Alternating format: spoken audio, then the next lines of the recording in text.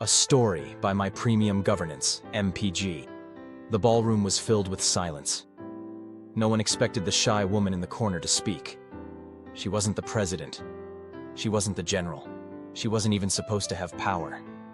But when she finally stood, her words would change how the world understood governance, not as control, but as compassion. Her name was Eleanor Roosevelt, and she believed that leadership was not about being obeyed. It was about serving with courage. Eleanor was born into privilege, but she carried the weight of pain. By her teens, she had lost both parents. She battled loneliness, insecurity, and a society that told her to stay silent. But silence never suited her. She had a gift for listening, truly listening, to those whose voices were never heard.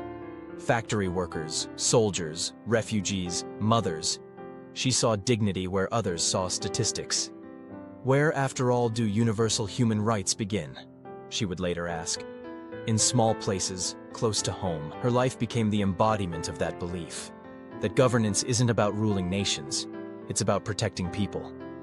When her husband, Franklin D. Roosevelt, became President of the United States, Eleanor refused to be a mere ceremonial figure. She traveled thousands of miles across the country, visiting coal mines, hospitals, and schools, meeting the forgotten, the poor, and the unseen. Reporters mocked her, politicians criticized her. But she didn't flinch. Every trip, every meeting, every tear she witnessed, she brought those truths back to Washington, forcing policymakers to face the reality beyond their walls. She became the nation's conscience.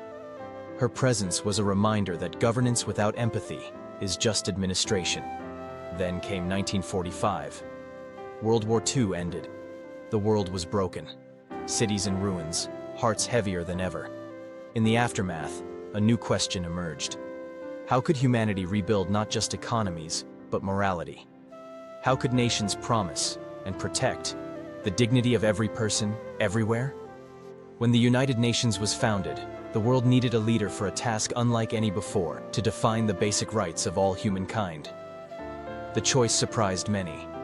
They didn't choose a diplomat, a general, or a king. They chose Eleanor Roosevelt. In a simple blue dress, armed not with an army but with conviction, she took the chair of the United Nations Human Rights Commission. Her mission, to write a document that would bind nations, not by force, but by shared principles. It was called the Universal Declaration of Human Rights. The meetings were long, the debates were fierce. Delegates clashed over politics, culture, and language. But Eleanor's patience never wavered. She listened. She mediated. She reminded them why they were there. "We are writing not words for governments," she said, "but a code of conduct for humanity." After months of tireless work, on December 10, 1948, the declaration was adopted. For the first time in history, the world agreed, at least in principle, that every person has value. She could have stopped there. But Eleanor didn't believe governance ended in meetings or treaties. She believed it began at home, in families, in classrooms, in workplaces, in the daily decisions that shape fairness and respect. Her greatest governance lesson wasn't political. It was personal. It is not enough to talk about peace. One must believe in it. And it isn't enough to believe in it. One must work at it. Eleanor Roosevelt didn't command armies. She didn't hold corporate power. And yet, her vision reshaped the moral foundation of the modern world. She proved that governance built on empathy is not weakness. It's endurance. That compassion, when structured, becomes policy. And that fairness, when formalized, becomes legacy. At My Premium Governance, MPG, we honor that spirit. Because real governance is not about compliance, it's about conscience.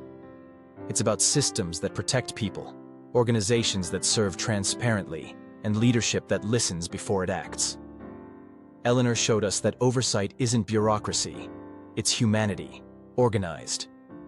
And that integrity isn't an option, it's the framework that holds civilization together. Eleanor Roosevelt didn't just write history. She wrote the rulebook for fairness. Her governance was empathy made visible, a reminder that every great structure begins with one belief: people matter. At My Premium Governance, we help organizations, leaders, and industries build governance that lasts, the kind that uplifts, protects, and inspires. Because great governance doesn't start in boardrooms, it starts with belief. If you're inspired by stories of leadership, integrity, and purpose, make sure to like, subscribe, and follow My Premium Governance. Because the best oversight doesn't just watch, it uplifts.